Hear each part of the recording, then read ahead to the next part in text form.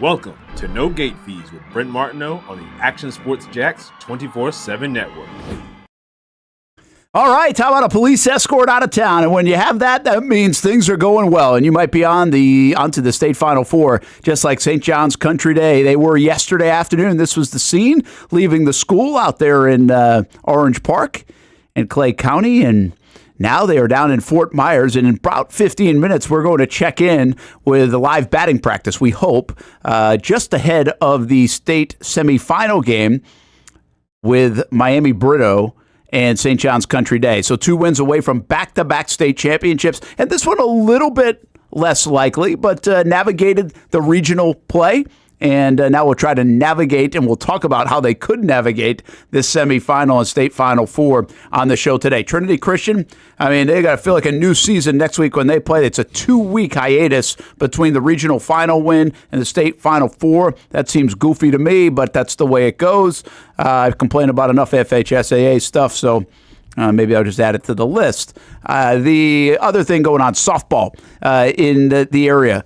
Had a tough night last night for a lot of teams, and it wasn't for like poor performances and bad games. Creekside lost to Hagerty 4-2 on a 3-run homer in the 5th. Hagerty has like a UNC commit and an Alabama commit. They're pretty good. A nice run by Creekside, just tip of the cap to a big home run. They hit in the 5th inning. Wow. Maybe. That's got a lot going on here. Then what else happened? Baker County lost to Arnold, so that was a little bit surprising. But again, that's softball. I mean, it goes this time of year, and nothing can be too surprising. But Baker County had made it to the state championship game last year. They end up falling. I think that went 8 innings, if I saw that correctly. I think it did. I think it was 0-0 going into the 8th. And then one of the stupid rules they have in softball is extra innings. They put a runner on. See, and they did this last year. Like, they lost in the state championship game last year. UC lost in the state championship game last year. And I'm not telling you can't win with that format. Hamby, I don't like it because you just played a game one way and now you alter the way you play the game in the extra innings. Like, the game it's a totally different way you play with the Texas tiebreaker type of situation. The thing that I would encourage, and I get they don't want these games going 20 innings with dominant pitchers, but if you get to the 8th and 9th inning, let it play out a normal way. And if you once you hit double-digit innings, I'm cool with then doing the Texas tiebreaker. Should I be? Probably not. Like, if I really had my pick, I'd just say play it out. I don't care. And the reason why one of these rules was in place now, there was a 17-inning game, I think it was, out in Pensacola a couple years ago, and Bishop Kenny was involved in that game. Okay. And it went like crazy long, and then Bishop Kenny had to drive back. And like, that was the reason that I just think it changes the game. I don't like it, but they do it, and Baker County on the short end yesterday. I mean, this is the same thing when Major League Baseball decided to go that route. A lot of truists, if you want to call them that, would say, hey, why don't you at least give us 3 more innings of playing it the way that it's been played for 100 years, and then if we get to the 12th or 13th and they're still tied, then you can put a guy on second base. So I think the argument is kind of the same regardless of whether it's Major League Baseball or softball. It's just like that's not the way that it's always been, but it's also just not the way that you've played all season long, where you have to come up with a completely different strategy. Why don't we just use what got us here? And I look, when you talk about putting a guy on second base or putting a girl on second base, then you get into a whole nother dynamic of of small ball, especially specifically in baseball. I mean, I know in softball it's a lot more common, right, to bunt and to slap and to play. You're 2 bunts away. If you execute, you got to still execute now. Right, but that's I mean, I guess you can make the argument that it really shows who's the better all-encompassing team at all facets of the game, because they've got to be able to execute it during that time and that situation as well. I just don't think that's nearly enough to be able to change it at this point in the season. Yeah, I don't like it. I said it last year. I didn't like it, and to be honest, like, that's not one that's we've been affected by, like anything I've been close to. I just don't like it. I don't like it right away. So we'll I don't think they're going to change it. I don't think there's an uproar about it. I just kind of make an uproar about everything sometimes. Brent Martineau, Jason Hamby. All right, so where else was I going? Who else lost last night? Columbia lost 4-3. Nice season. That could have been set up, but that was the one, right? That could have been set up as Baker County Let me make sure I got this right. I get my classifications mixed up. Yeah, that would have been Baker County and Columbia. And almost happened, didn't happen. Middleburg lost to Matanzas. And remember, we had Leah Stevens on earlier this year from Matanzas. They're just a little outside our viewing area. She's the Gator commit. 19 Ks, a walk-off double, and a home run. I mean, that's how you win state championships in softball. Like, that actually really helps. Everybody needs a big-time pitcher. Baseball teams do. We're going to talk about Braden Harris today for St. John's Country Day. But you can really ride that pitcher now. And a lot of these pitchers also hit, so she did it at the plate, too. 19 Ks. That game, I think, went 8 innings as well. Oakleaf loses to Pace, and Oakleaf got a lot out of that team to win the district and also get to the regional semis, really on the back of Charlie Maddox for the most part. They are not as strong as they've been, but Pace beats them 5-0. They were the top seed, so congrats on a good season for Oakleaf. And we mentioned Paxon gets the win on a walk-off. We're going to visit with the hero of that game a little bit later on in the show coming up, so that will be fun. What a wild scene. And Baldwin, I was there last night. Good game. And Episcopal was right there. They left the bases loaded twice and a runner, I think, on second and third in the fourth inning, too. They knocked on the door. They kept it close. And then both pitchers got a little fatigued, I think, toward the end. There were some walks that led to a couple of the scores late in the game for both teams. But Hayden Peoples was able to dig out of some jams despite throwing 157 pitches. And Baldwin able to get it done. There's the scene in Baldwin. Shout out to Cousin Willie's Smokehouse. Those parents right there are parents of one of my travel ball coaches. Oh, are they? Yeah. Good folks out there in Baldwin, man. We love them. They saved you a parking spot. God bless you. That son's a beast early in the game. And then a little Cousin Willie's barbecue, fireworks after the game. I had to get out of there after the fifth inning. They took a 7-2 lead. I was like, okay, this one might be safe, but I had to get back to the station for highlights. And I did miss a home run because I was talking and not recording. Really? So, yeah, I was yapping about some baseball stuff. I was there for 5 minutes. You don't need every play, of course, but of course I missed that play. What was the spread at Cousin Willie's? Well, so I still have some of it. They packed me a to-go from Cousin Willie's. Disrespectful. And it's ribs. Well, they give me a lot. Like, it's too much to eat right there while I'm getting the game. But a couple of ribs. We got some brisket. We got turkey. We got fries. We got bread. And then on top of that, they said throw some banana pudding in there. Oh, man. And not only did we get some banana pudding, so you usually think like a little container like that, but it was like one of those large Diet Cokes of banana pudding. So I got leftovers today. You know, I'm trying to watch it these days. Well, I didn't. Not last night and not today. So I spread it out a little bit. I make myself feel a little better. Okay. But I think I'll be joining next year. Oh, so it's a great place. And they thought they were going to have a home game again on Thursday. Mm-hmm. But I think North Haven it is. Yeah, it is North Haven. I'm looking at it. Won 13-12 over Bozeman. They were losing. So they almost would have hosted another one. But yeah, just cool and a good game. Good quality ball game overall, and a lot of fight in Episcopal too. And we could be there next year and see the same two teams. Yeah.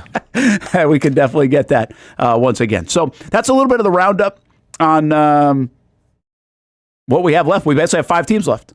We have Trinity Christian and St. John's Country Day in baseball. We have Baldwin, Paxon, and University Christian. Oh, I didn't mention University Christian. Sorry about that. UC, they end up winning 8-0. And, I mean, with all and out here in a second. It's just doing it on its own. That's fine. Welcome back. We're back now in full go. It's funny how some videos do it. Didn't like Walter the dog. Did not like You're just Walter. trying to produce the show up, and it just didn't like it. Nope. Interesting. Anyway, the UC is playing in, honestly, in a place where they can dominate, and they did. UC beat Rocky Bayou 16-0. They just beat Harvest Community 8-0. Now we'll see how they do against North Florida Christian. North Florida Christian beat Christchurch 13-3, and then St. John Paul 9-2. So it's been really blowout city so far in that 1A classification. And again, sometimes there are easier paths and better paths, but you got to go earn it still and play, and we'll see if University Christian can do that. So those are the 5 teams: UC, Baldwin, Paxon, and St. John's Country Day and Trinity Christian baseball, softballs that are left. One of the topics that we're going to have on the show today, we're going to head down to St. John's Country Day's batting practice here in a little bit. If that works, we'll see what happens here, Andy. Hopefully our guests that we have lined up will be able to contribute to the show as well. Summer ball is on my list of topics. I also want to catch up on the JV varsity rule in softball this year. That was new, so I've asked a few coaches over the last couple of days how that went for them. Some of the coaches that we lean on, and we'll have some of their comments about that. But that was a new rule where basically you could play a 25-game total, but you can bounce up and down the same day and play for JV and varsity. This is like a numbers game thing, so you can keep playing those JV games. The only thing you can't do, if I had it right, is pitch and catch both JV varsity in the same day. So overall, I think we got pretty good feedback on it. We'll talk a little bit more about it coming up. But the summer ball thing's interesting. And I get questions about the summer ball deal, and now I'm kind of living that summer ball world. And this is a baseball topic more than a softball topic. Softball, you can still play summer ball with your travel team depending on age, depending on which outfit it is, the cutoff of that. Heck, I know like even Kaylee, she's going to play in a couple tournaments because they have a junior college team that they sometimes have in the backward Ks, so you can get some action in. You could also play in collegiate summer leagues. I believe there's one in Sarasota. They're not as common, but there's one in Sarasota, and there's, the Northwoods League, which is a really good collegiate baseball league, started a softball league last year.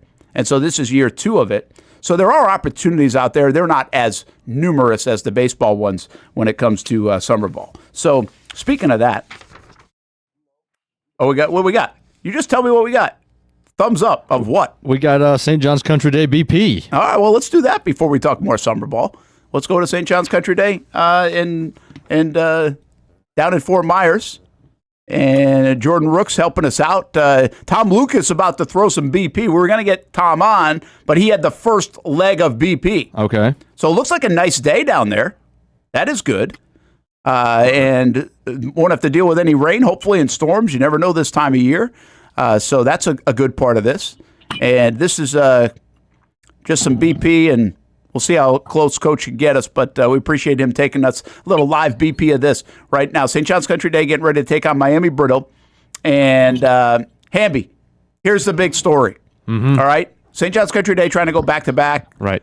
The question is, what move do you make today if you're Tom Lucas and this coaching staff? They have Braden Harris, right, who's one of the most dominant pitchers in the state of Florida this year. Do you pitch him today against a 4 seed that's 16-13 on the year? And I don't think they have an ace from what I've been told. Okay. Or do you save Harris for the chance tomorrow at the state championship? You can't use them both games. Right. You got one. Do you basically think if you throw Harris today, I'm guaranteed, and you're never guaranteed, right, but your thinking is I'm guaranteed basically to play in the state championship game? Sure. Or do you come from the vantage point of, hey, we're here to win the whole thing. Our best chance to win the whole thing is to try to survive this game and then have Harris for the championship game.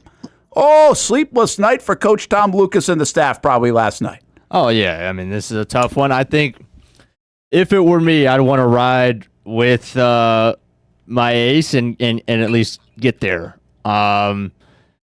If I'm throwing Harris, right, obviously, like we've said, there are absolutely no guarantees in baseball, but I am guaranteeing myself that we have a shot to win the state just by getting there, because look, if they were to somehow lose tonight and Harris doesn't throw, then I would not want to live with that regret, right? That would be what I'm trying to avoid the most. I get, you could say, hey, we're going to start somebody else and have Harris on standby, right? We could bring him out of the pen potentially if we really need to, and that kind of solves that, and then we'll still have him ready for the championship. I just don't know if that's good on paper, but one base runner and one swing could be enough depending on where you're at in the game. Right now, if they go out and get a lead, right, they start somebody else and they jump out to a 3-0 lead, then yeah, they can,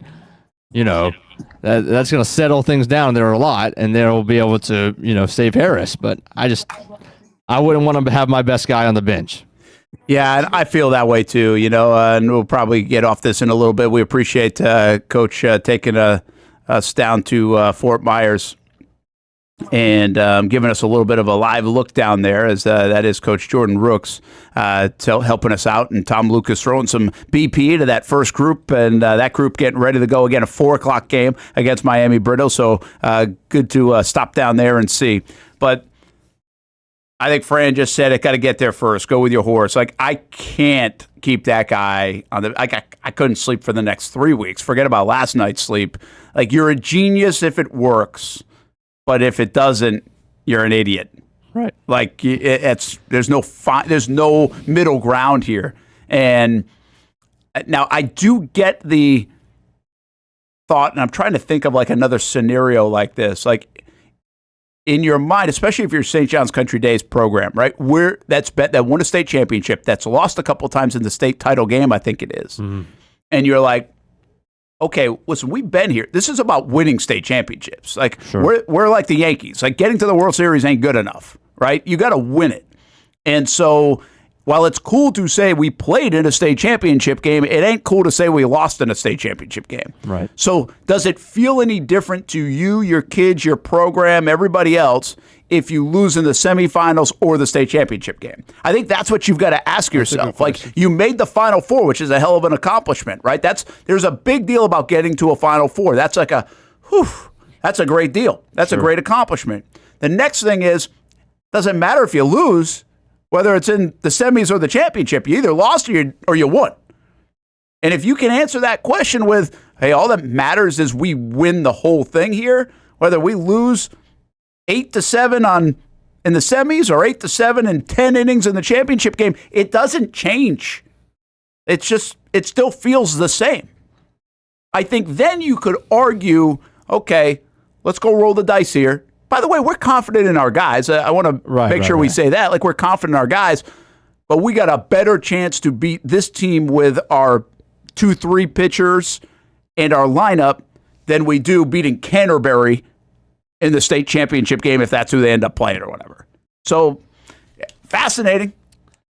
Not easy. I'm excited to see what he does. Well, I think he's leaning with us and wants to sleep the next few weeks. Mm-hmm. Because I will say this, I don't think you get second-guessed if you start Braden Harris today.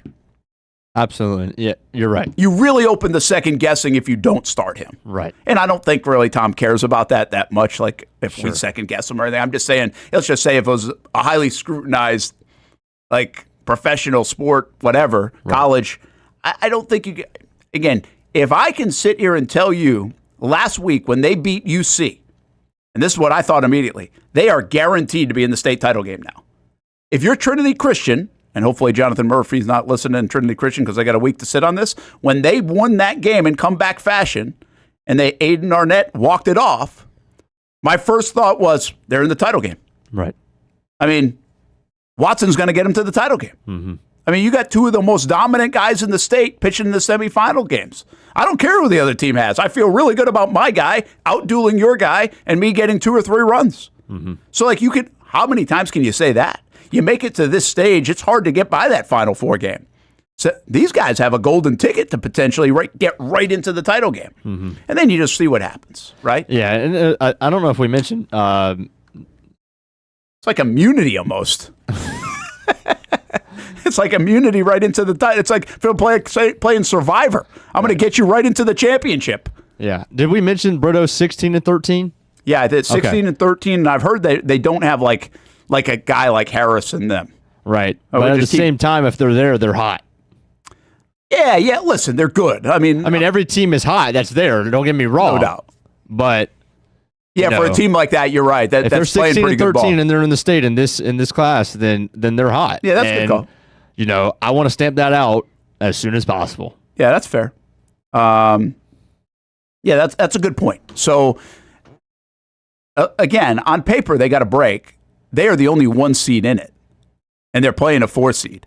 So, like, teams were, I'll just tell you, let me just double check this so I'm not spouting off names. But, so Miami Brito came out of that lower right side. They beat Schoolhouse. I have no idea about them. But I think the big one was Canterbury beat Newman. And Newman had actually lost to St. John's Country Day earlier in the year. But Newman at one time was number 1 in the state in that classification. So they were the top seed. And then the other one, Mount Doral lost to Orangewood. Not familiar. I'm sorry, Mount Dora Christian to Orangewood. I have no idea about those teams either. But Brito beat Miami Christian, who usually is really good, and I think who maybe St. John's Country Day beat last year in the state championship game. So that was a 4 beating a 2. Now, we'll say this about Brito. You want to play pretty good ball right now? Here's how they got here. Shutout, shutout, shutout. 2-0, 2-0, 2-0. That's how they just went through the bracket. Pretty impressive. Here's your example. Back in I guess this was 2015, because I traveled with them, but I obviously wasn't on. I think I was in 8th grade. Providence, we went to state, and we beat Trinity in the regional back in the old way of doing things. And we played Bishop Verreau, who was supposed to be an easy draw, right? I don't remember what their record was, but I think they maybe lost 10 or 11 games. And we threw our best guy, but obviously we lost 3-1. And they didn't have an ace. It just sounds very familiar. Like this sounds like what St. John's Country Day is facing tonight.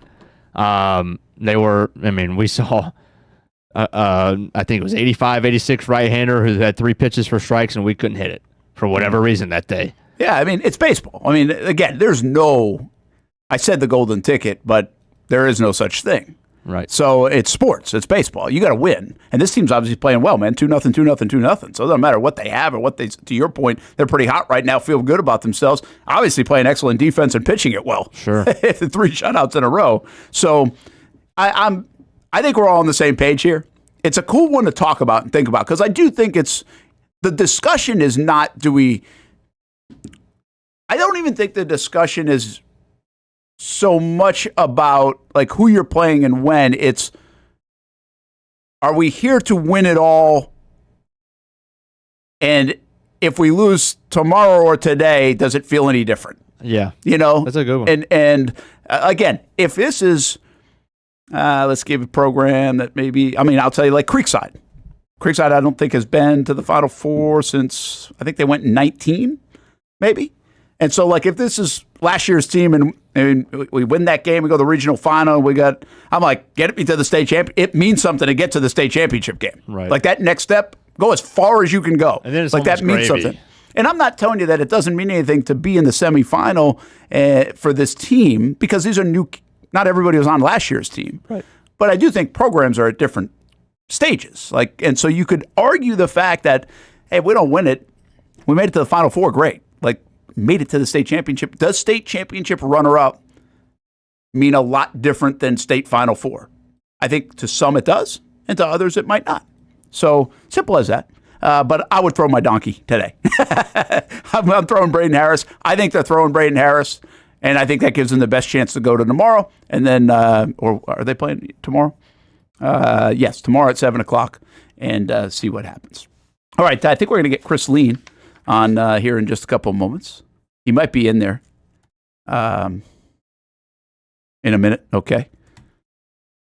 We're all friends here, Hamby. You can talk on the mic and tell everybody what we're doing. It's okay.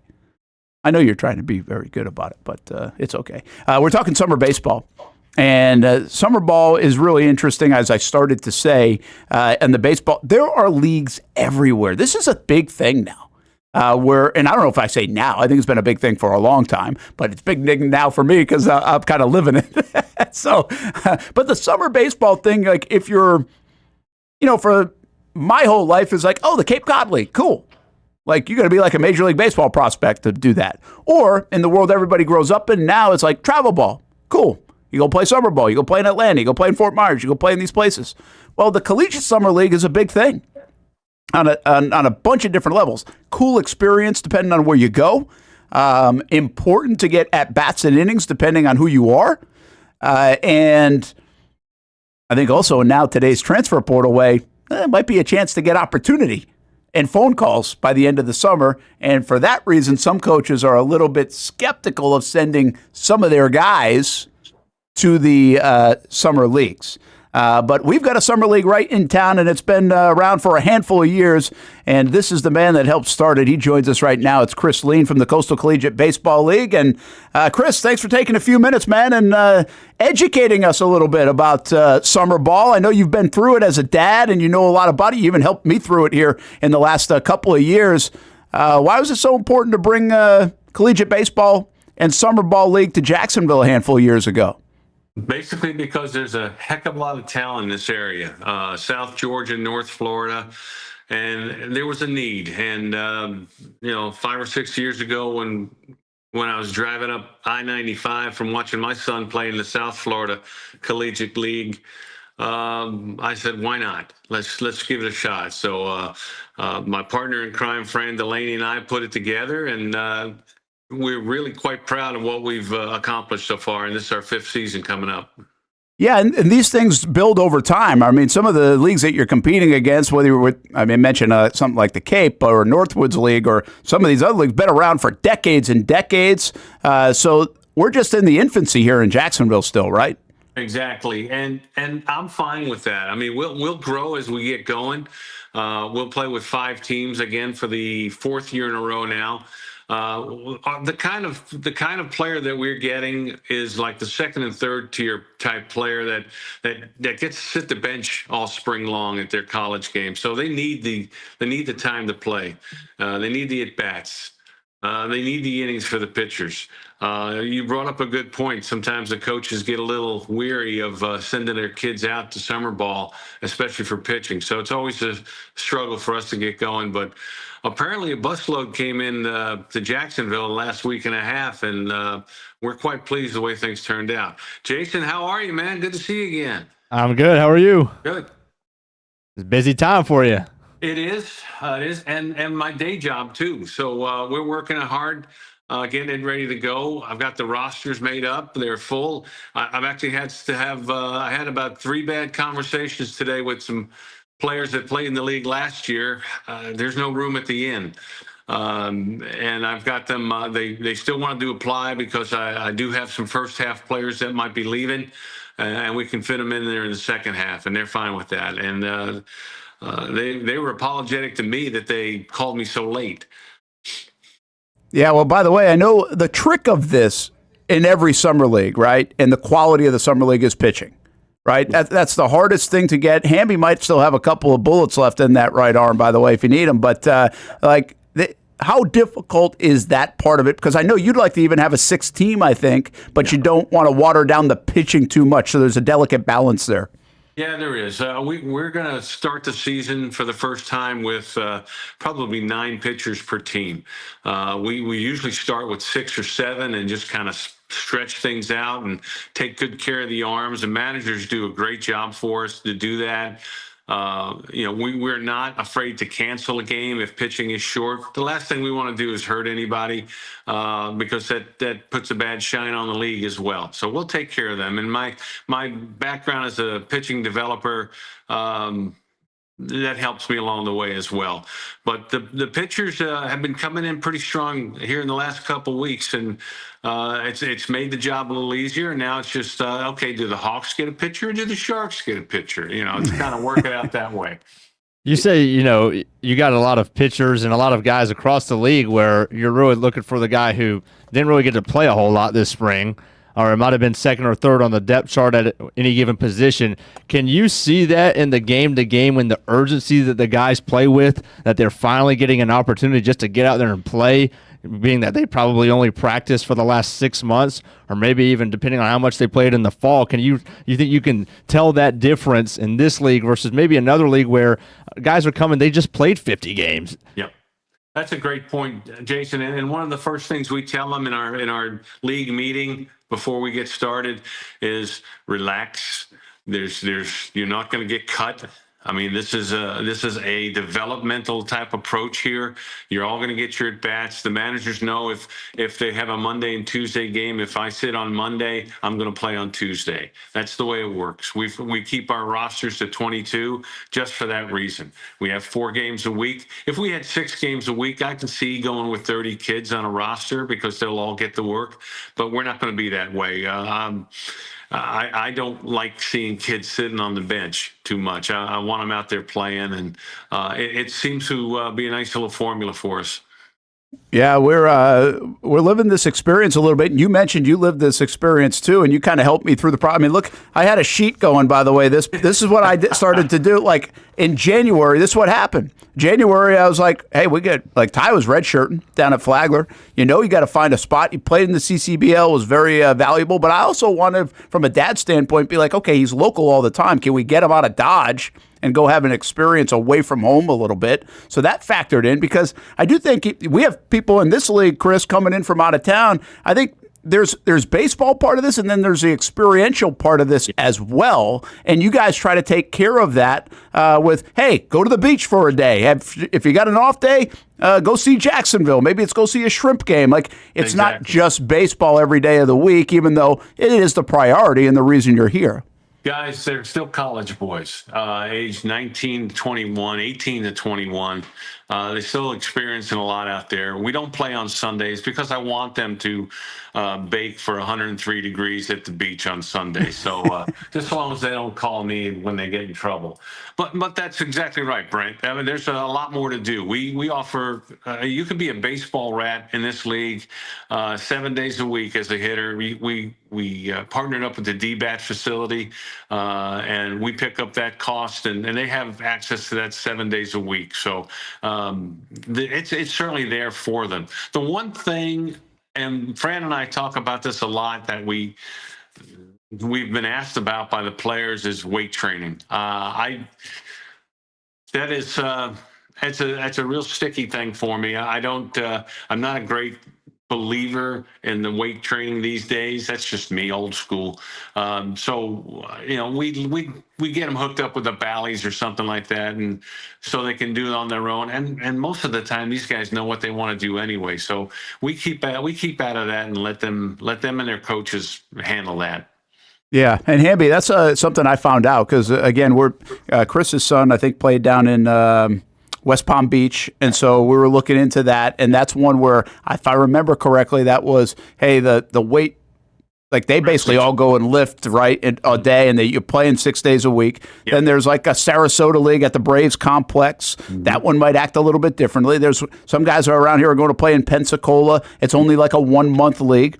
Like Ty's going up to Elmira, New York, and playing in a perfect game league, and I don't think it's associated with perfect game, it's just called that, I believe. And that's like 46 games in a 2 month. Like that's a longer season all around New York.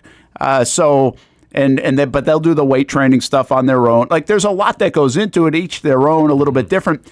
Chris, where's this in like 5 years, you think? Or what do you have, like a master plan that would satisfy what your vision is? Or is this, hey, let's just see how it goes? Well, I want to see how it goes. I do have a couple of tweaks that I want to get involved in. I want to get involved with the Central Florida League as well, over in Orlando. And one of my dreams, if you will, is to have a kind of a week-long series with them, our teams against their teams, down in Daytona at Jackie Robinson Park. Something like that, just a little different tweak.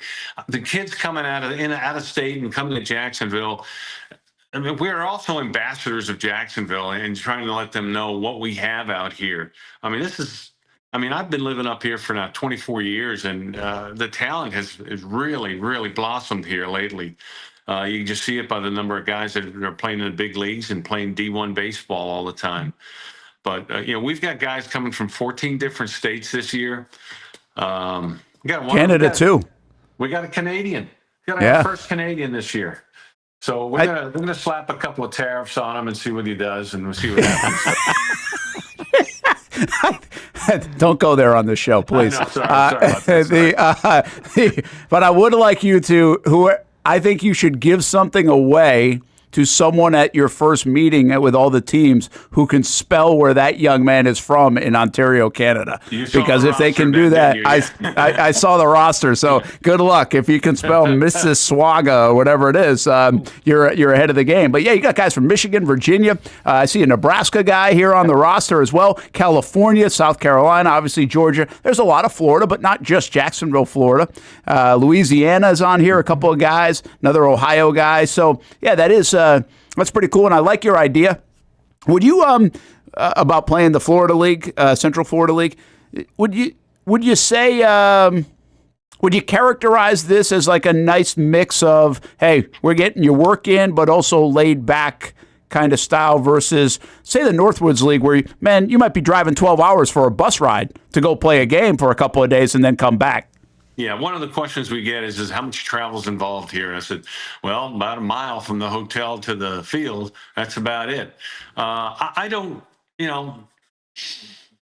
it's early yet to think about what we want to do growth-wise. You and I have talked before about it. I'm taking small steps to grow this thing the right way. We do have I think our rosters these days are about 70% Florida kids with about 3/4 of that 70% in this area, including South Georgia. So, I mean, there's so much talent here. And the thing that I really want to get across to these guys is, gents, take it serious, get your work in, and play 7 innings a day, and then go back to DBAT. And then when you leave this place, go take someone's job in the fall because you haven't had a chance to play. So, get back on someone's radar. And that's our approach. We're a development approach. We don't hand out championship trophies that'll collect dust in mom's study or something. So that's their trophy is you succeeded in her in the summer. You got what you wanted to get done. Now go prove it. All right. Well, Chris Lean, appreciate what you guys are doing, and it's good to see it and be a part of it. ccbljacks.com is the place to go to get more information. The game schedule's up. Obviously, the rosters have filled out, but always don't be afraid to ask Chris or anybody else a question about how they can be involved, or maybe there is a second half player or something like that, because those things do happen in summer ball. We're all learning about it, so get educated about it. Chris knows a lot, and again, ccbljacks.com. Follow on social. And one of the things we're trying to do is elevate the league a little bit by hopefully having some games right here on the Action Sports Jacks 24/7 network. We have worked on some things, and we still might even be a little bit away, like a year away from doing it the way we want to do it, but that could be down the road, because that's another thing. If you get people from out of town, everybody these days wants a clip of their home run or their hit, or mom and dad or grandma from wherever else wants to be able to see the game. Hey, one other thing, Brent, we've today, right before we got on air here, I locked in all the rest of the fields for the schedule. We're going to play a week at Beachside High School. Thanks to Coach Smitty out there. And then we're going to play some games out at JP Small again as well. But majority of our games will be at Bragan Field. So the schedule's all set. We're ready to go. That's awesome. All right, good work, man. Thanks for jumping on for a few minutes. Thanks, guys. Jace, good seeing you again, partner. All right, man. Appreciate you.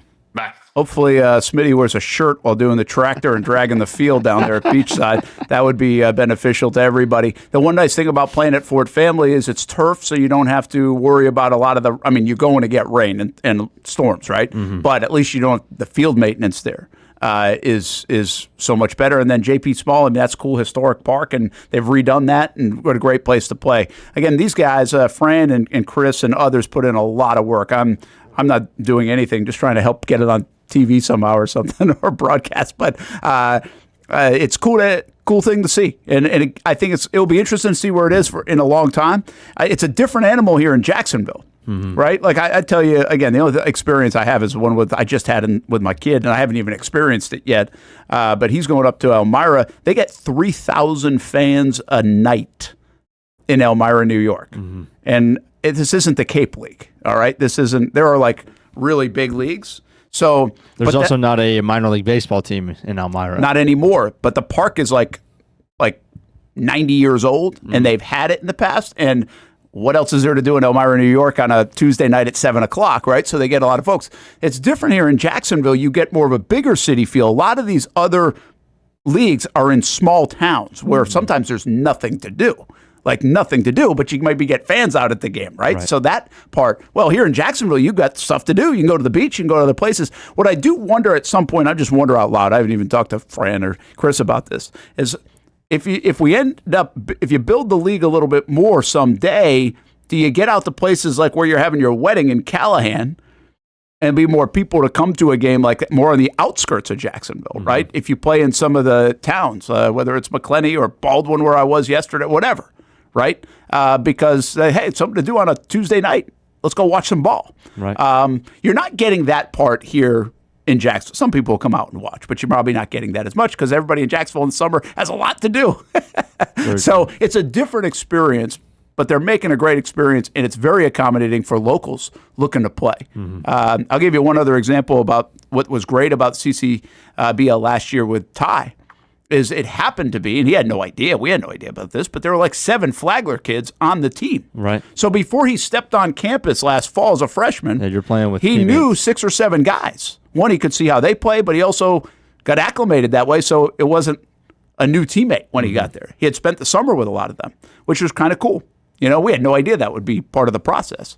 So I will tell you this one thing about the summer ball, and I'm just going to tell you again, our experience. If you were going to Florida, Florida State, other places like that, I'm sure Link and Sully pick up the phone and be like, hey, yeah, we need so-and-so to play in the Coastal Plains League today, this summer. And they can call like right now and get a spot. Don't think that's how it happens for everybody else. Like we were kind of told that the coaches will help the kids get there. And then January rolls around, it's like, I don't know. Like they're busy with their season, it used to right? be like a lot more than it is now. And now are we getting coaches protecting their guys? Like we don't know. You just don't know. Again, this is parentally speaking. You just have no idea. And so I literally started just pick up the phone. I had to be like that dad. I literally made a list. Like, what are these leagues? Let's go find a place to play. Right. If it's not going to be in Jacksonville, and you got people like Chris and others that I'm sure everybody knows a little bit of something that can speak to an experience from 5 or 10 years ago. But that's kind of the point I'm bringing this up is like, hey, I did a lot of homework, so if you have a question about it, let me know, and I'll tell you what I found out. Right. But I can tell you this, the only, like, Ty's playing up in New York because I emailed the guy. It was like, hey, you got any spots left? It was like, yeah, we got one more infielder spot. That's how it happened. But there are a lot of these. That was in January where I really hit it hard for like a week and a half. I'm like, we got to go figure this out because he's redshirt. He needs at bats, and if we want the outside experience, right, to get out of Florida, well, the other thing about it is most of the like really good leagues or good leagues fill up in sometimes September, October, November of like the fall for the next summer. So get a heads up on it early. If you want to go play in like the Coastal Plains League, if you want to go play in some of like the New England leagues, if you want to go play in the Northwoods League, like at the end of the summer and early fall, you got to start working on it, which means if you have no numbers to showcase, they might not take you unless you've got a really good connection to a collegiate coach, and that's why a lot of those big schools end up playing there. So I'll tell you more about it when the experience is over. But it's just a different vibe. It's an important part of it, and it's just enjoyable, I think, for the players. I think so too. Right, to be able to play, you have some guys where this might be their last shot, right? Where they think that if they don't improve and they don't see the personal results that they want, that they know will get them to where they were at their school, or that's it. You have guys in these leagues that are in the portal actively, where they're trying to get picked up by another school. Yes. Where their results every game matter. Yeah. But you also have guys who are fully aware that they're one season in. Yep. And this is a 4-year deal, a 5-year deal. And I'm able to enjoy the game at a level where, first of all, in high school, I was the guy. If I didn't perform, we didn't win. You get that. And in the fall, I didn't even really have a shot. I was just out there trying to get better and prove something to my coach. Now it's just all about me as an individual. My coach isn't here. My parents aren't here. Nobody knows who I am. I'm able to enjoy the game in a way that I never have before. Yeah, it's good thought. And I'll tell you this, as a guy who played ball, and I played Legion ball, which, by the way, Legion's another good option, post 316 here with Corey Goff and what those guys do.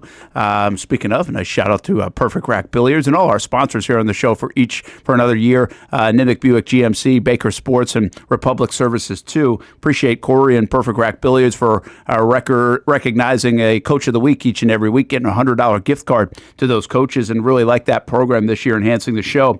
But, you can play Legion ball. But when I was a kid, that was all you played. Like, when I was in college, I didn't know anything about any of these kind of leagues. And maybe they were out there. I just didn't know about them. But I played Legion ball coming out of high school. And then I think I just worked out in the summer when I would come home or work to get money. But, man, if I could go back in time and play in one of these leagues, what a cool experience. And again, there's a ton of them. I mean, the ones I have written down here, because again, in January, I just started writing everything down. There's an old North State League out of North Carolina. The Florida League is there in the Orlando area, DeLand and some other places, Sanford, Winter Park. Those Gulf Shores League is in Sarasota. Again, that's the one I think, like John Rocker's helping run that league down there. They got a bunch of former big leaguers, I think, working at the Sarasota complex, and you're around like some of their minor leaguers all the time. Kind of neat. Let's see. South Florida Collegiate League in West Palm. That was the one Chris was mentioning. His son played in. Cal Ripken League out of Maryland, Virginia. And Coastal Plains League is a really good league. I don't know the exact order of what's the best leagues, but it's obviously the Cape. Right. And then what I've heard is the second best league, what people would say, is the Alaskan League. Really? And we have a young man out of St. John's Country Day, Jack Hensel. He's going to play in the Alaskan League this year. That'll be what an experience, right? Then we have the Northwoods League, which is, again, that's a robust, big-time schedule with a lot of travel, but it's real deal. Like, it's like minor league baseball. And then what else we got? There's a good New England League. Oh, I mentioned the Coastal Plain League. I think it's like in that handful. One other note, too. If you're a pitcher, well, you got the world by your hands. These guys are all looking for pitching. Mm-hmm. So, like, you might not have to be as early to the party, is my point, if you are a pitcher. So that's the Summer League rundown. And appreciate Chris coming on. It's that time of year. If you're trying to navigate it, if you're a high school senior that's going to have to navigate it down the road, again, don't be afraid to ask a question or two. I'll give you the best shot or try to connect you. I think this is one. Listen, we're around this stuff all the time, and I was blind as a bat going into this. No idea. And just kind of started asking around and trying to learn about it. And I have no idea if this is going to be good or bad. How would I say about that? I was like, hey, he's about to have an experience. I don't know if experiences are good or bad. I think it's going to be a good experience, but we'll see. We'll be up in Elmira, New York a bunch this summer. That is for sure. All right, let's. How about this last night? I mean, you think about high school sports, you think about sports, and this is what it's about, right? Cassidy Edwards with a walk-off home run. Reactions great from her teammates, from the fans, from family, from coaches.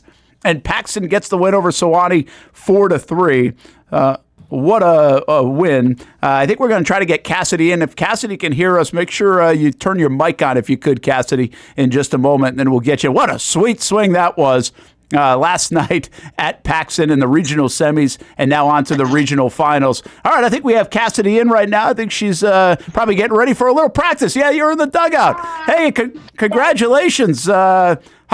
I bet you're still, well, you got a big smile on your face, and it's probably not because you're talking to us. Probably still from yesterday, right? Yes, sir. It's just overall, I'm still kind of in shock.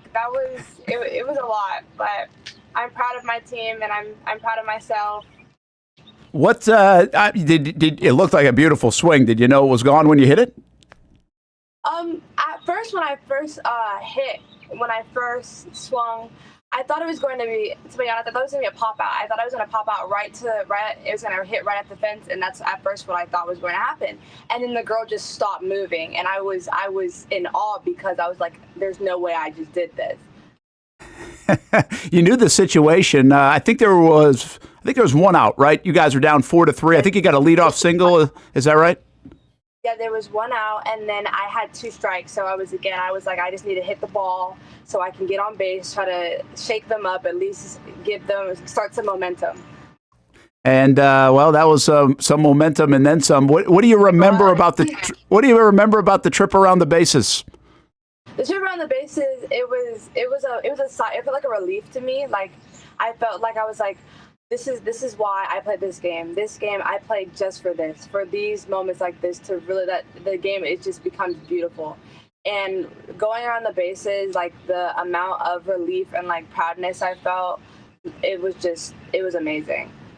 That's awesome. I'm sure you've seen plenty of different video, but how about all the reaction outside the fence? That's pretty fun to watch, right? Yes, our parents are very hyped when they get up. They're always so encouraging, and it was really nice to see them all be able to get together and be able to celebrate one thing.